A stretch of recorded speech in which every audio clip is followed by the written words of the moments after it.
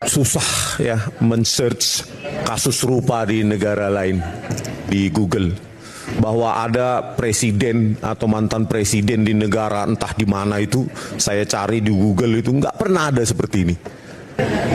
Warga negaranya ditersangkakan, dipenjarakan hanya karena menganalisis ijazah mantan presidennya, itu cuma ada di Indonesia. Dan banyak pula pembelanya. Itu yang paling menyedihkan. Oke, selanjutnya ya, ini satu-satunya kejadian serupa di Indonesia. Dan mungkin nanti penelitian yang melibatkan dokumen-dokumen penguasa lainnya akan ada tersangka lain, dan bahkan mungkin kami akan ditersangkakan lagi. Ini buku saya, Gibran Endgame, Wapres tak lulus SMA. Tak pernah punya ijazah SMA baik dalam dan luar negeri.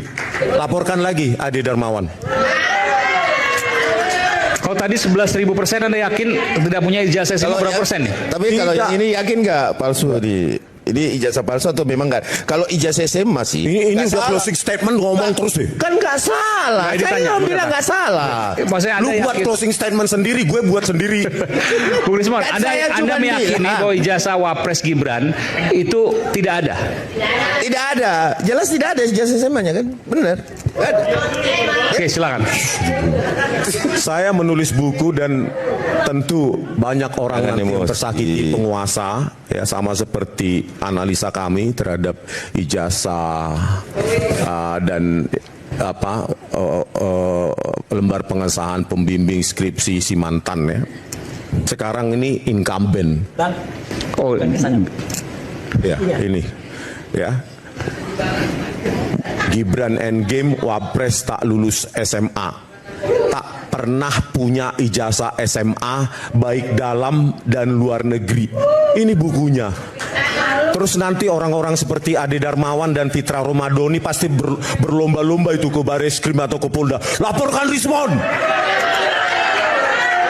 Mereka hanya bermodalkan mulut. Kapan saya laporkan kau lah, jangan sebut nama saya. Orang-orang semacam, bukan kalian. Saya pernah laporin kalian. Mereka hanya bermodalkan jilat-menjilat. Bisa nanti Rismon ditersangkakan lagi. Fitnah, jangan difitnah kita menjilat. Orang-orang semacam, bukan kalian.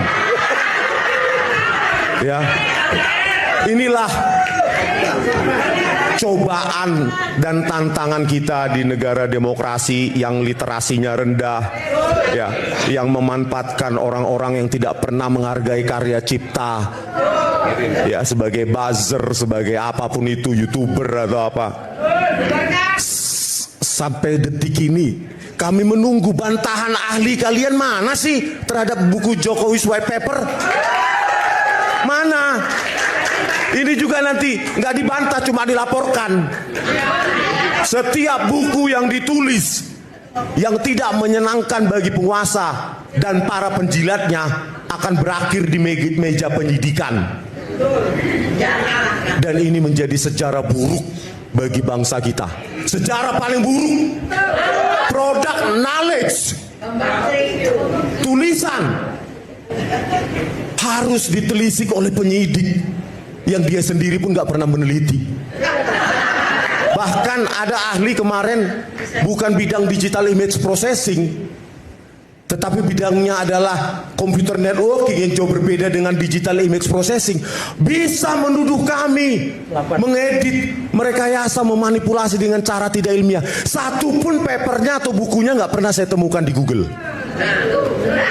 Tapi bisa menuduh kami. Bayangkan, itulah ahli yang dipakai oleh kepolisian. Nah ini nanti kan tinggal kepolisian mencari-cari ahli yang lain yang sesuai dengan kebutuhan mereka. Ada nggak ahli yang bisa dipakai nih? Ahli linguistik, forensik, bla bla bla bla bla bla. Pokoknya harus ditersangkakan si Rismon itu. Tapi saya tidak pernah takut.